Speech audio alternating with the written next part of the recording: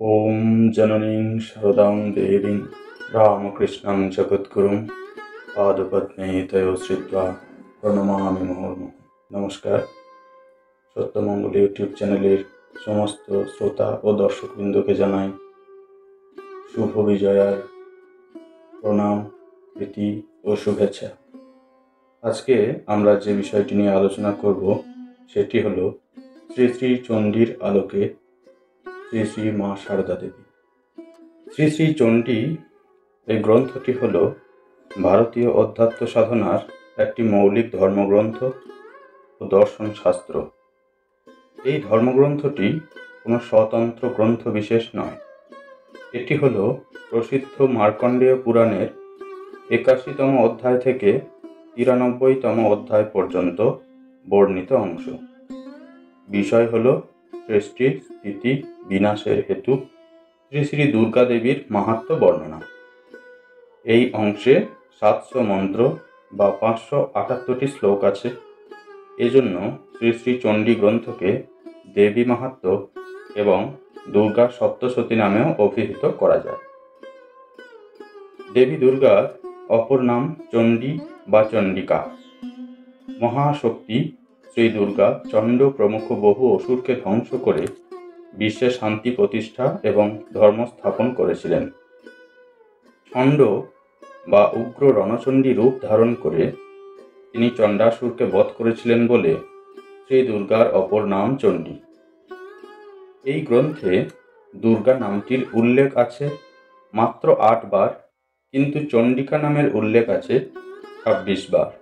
সুতরাং সঙ্গত কারণেই দুর্গা মাহাত্ম্য অপেক্ষা চণ্ডী নাম মাহাত্ম্য অধিক বার উচ্চারিত হওয়ার জন্য সমগ্র গ্রন্থখানিকেই শ্রী শ্রী চণ্ডী আখ্যা দেওয়া হয়েছে।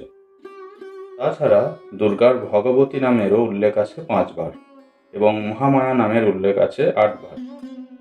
শ্রী দুর্গা বা চণ্ডীর একই শক্তির গুণ, বল, ক্রিয়ার বিভিন্ন রূপের জন্য তাকে কখনো মহাকালী, কখনো মহালক্ষ্মী এবং কখনো মহাসরস্বতী রূপেও বর্ণনা করা হয়েছে।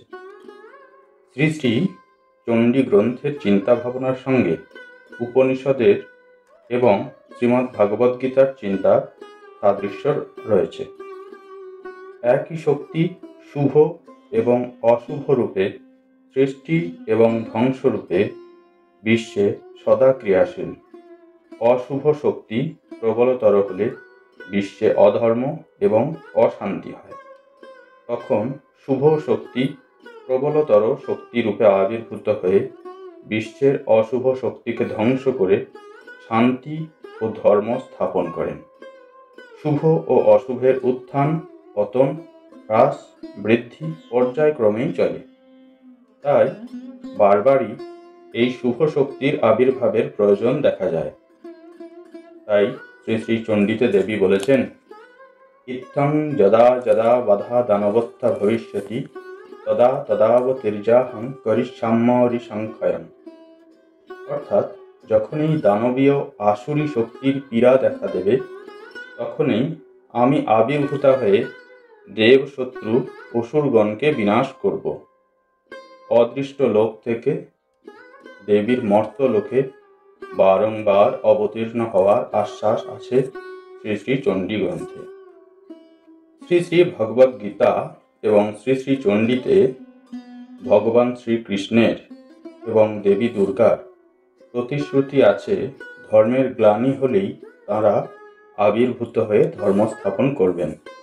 সেই অনুসারে বর্তমান যুগের ভোগবাদ এবং আধুনিকতা জনিত মানুষের যে যান্ত্রিকতা এবং ধর্মের গ্লানি তা দূর করার জন্য যথার্থ ত্যাগ, বৈরাগ্য ও সেবাভিত্তিক নবযুগ ধর্ম স্থাপনের জন্য শ্রী রামকৃষ্ণ এবং শ্রীমা সারদা দেবী যুগ্ম রূপে আবির্ভূত হয়েছেন। শ্রী শ্রী চণ্ডীতে দেখা যায় দেবী বহু দানব এবং অসুর বধ করেছেন। অসুরেরা দেবতা ও মানুষের ভাবের বিরোধী। তারা ইন্দ্রিয় পরায়ণ, ভোগবাদী। আসরিক ভোগবাদী হচ্ছে যত দুঃখ এবং অশান্তির কারণ। তাই এবার শ্রীরামকৃষ্ণ সারদা এই যুগ্ম অবতারে ত্যাগ, প্রেম, প্রীতি, ভালোবাসা, মাতৃভাব প্রভৃতি দৈবী কোমল ভাবেরই প্রাধান্য। এই কোমল দৈবী ভাব দিয়েই তাঁরা পৃথিবীর আসরিক ভাবকে দমন করার শিক্ষা দিয়ে গেছেন। ত্যাগ এবং সর্বভূতে প্রেম এবং মাতৃভাবই হচ্ছে শ্রীরামকৃষ্ণ সারদার নবযুগ ধর্ম। এই ধর্মপ্রচারে শ্রীমার ভূমিকাই গুরুত্বপূর্ণ। গুণ ক্রিয়াভেদে শ্রী শ্রী চণ্ডীর তিনটি রূপ, মহাকালী, মহালক্ষ্মী এবং মহাসরস্বতী। শ্রীমা সারদা হলেন মুখ্যত মহাসরস্বতী রূপিণী। শ্রী শ্রী চণ্ডী মহাসরস্বতী রূপে যা করেছেন, শ্রীমা সারদাও তাই করেছেন। শ্রীমা সারদার স্বরূপ বিষয়ে শ্রীরামকৃষ্ণ বহুস্থলে বলেছেন, ও অর্থাৎ শ্রীমা সারদা সরস্বতী জ্ঞান দিতে এসেছে, এবার রূপ ঢেকে এসেছে। আবার কখনো বলেছিলেন, ও জ্ঞানদায়িনী, মহাবুদ্ধিমতী, ও কি যে সে, ও আমার শক্তি। শ্রীরামকৃষ্ণ শ্রীমা সারদাকে তাঁর শক্তি রূপে এবং জ্ঞানদায়িনী সরস্বতী রূপে বর্ণনা করেছেন। এই শক্তি শ্রী শ্রী চণ্ডী বর্ণিত মহাসরস্বতী এবং সর্বভূতে বর্তমান সর্ববিশ্ব চালিকা শক্তি ভিন্ন আর কেউ নন। দেবতাগণ এই শক্তিকে ইয়া দেবী সর্বভূতেষু শক্তিরূপেণ সংস্থিতা বলে বারংবার প্রণাম করেছেন। শ্রীরামকৃষ্ণ যখন বলেছেন, ও আমার শক্তি, তখন তিনি বোঝাতে চেয়েছেন যে তিনি নিজে হলেন যুগ ধর্ম প্রতিষ্ঠার জন্য অবতাররূপী স্বয়ং ভগবান এবং শ্রীমা সারদা আদ্যা শক্তি ভগবতী, যুগাবতারের লীলা সঙ্গিনী। তাঁর এই পরমেশ্বরী স্বরূপকে পরবর্তীকালে বহুজন বহুভাবে উপলব্ধি করে কৃতার্থ হয়েছিলেন।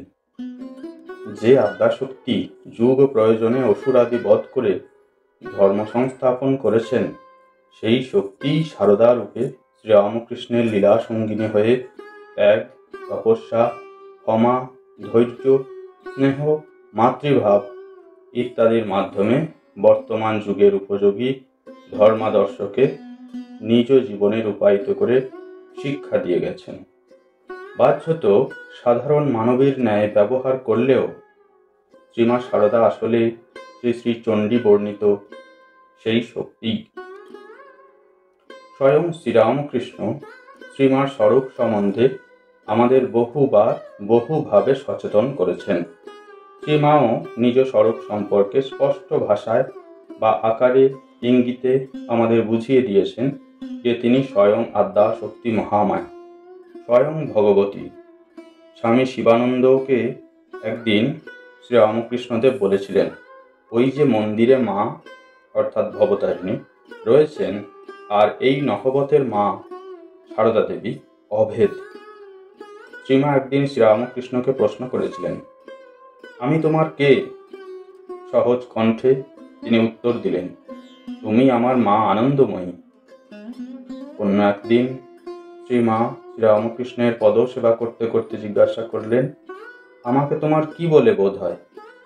উত্তরে শ্রীরামকৃষ্ণ বললেন, যে মা মন্দিরে আছেন তিনি এই শরীরের জন্ম দিয়েছেন ও সম্প্রতি নহবতে বাস করছেন, অর্থাৎ গর্ভধারিণী চন্দ্রমণি দেবী, এবং তিনি এখন আমার পদসেবা করছেন, অর্থাৎ শ্রীমা সারদা দেবী। তাছাড়া শ্রীরামকৃষ্ণ শ্রীমাকে ষোড়শী রূপে পূজা করে তাঁর পদতলে নিজ জপমালা এবং সাধনার সকল ফল অর্পণ করেছেন। শিবুদাদার কাছে শ্রীমা নিজ মুখে স্বীকার করেছেন তিনি স্বয়ং মা কালী। ডাকাত বাবা তাঁকে মা কালী রূপে দর্শন লাভ করেন।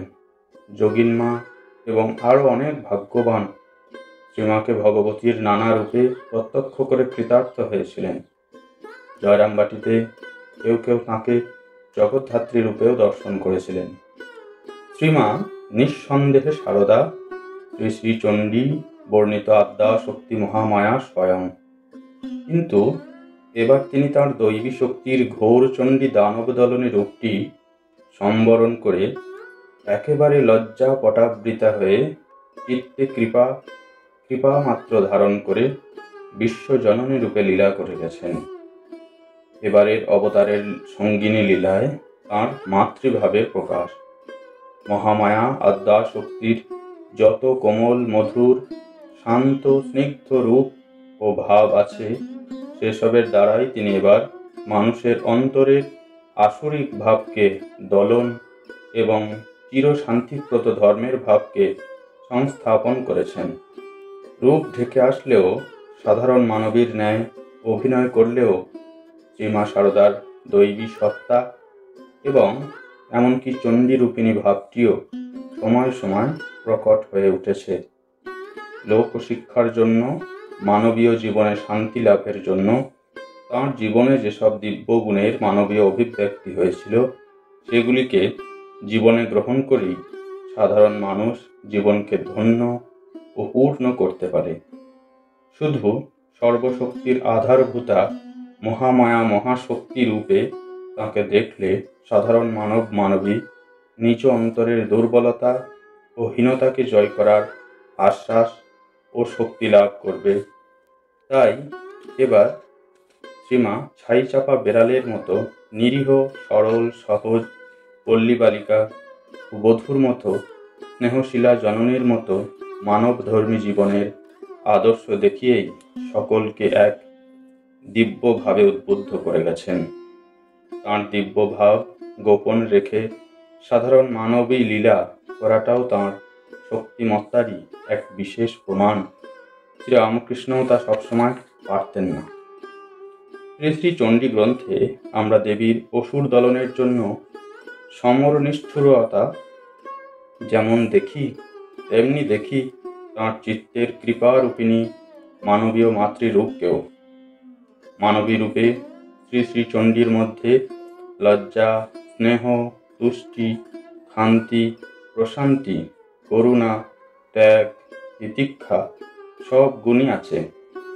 তিনি সৃষ্টি, স্থিতি, প্রলয়কারিণী, আবার যুগধর্ম প্রচারের জন্য মানুষের মনে যথার্থ মানবীয় তথা দিব্য গুণরাশিকে সঞ্চার করে দেবার জন্যই এবার দেবী মহাশক্তির শ্রী শারদা রূপে আবির্ভাব, সরস্বতী রূপে, জ্ঞানদায়িনী রূপে আবির্ভাব। শ্রীমা শারদা চণ্ডীরই মানবী প্রতিমা। শ্রী শ্রী চণ্ডী গ্রন্থে দেবীর যেসব পবিত্র গুণের কথা আছে, তার সব কিছুই আছে শ্রীমা শারদার পবিত্রতা স্বরূপিণী চরিত্রে।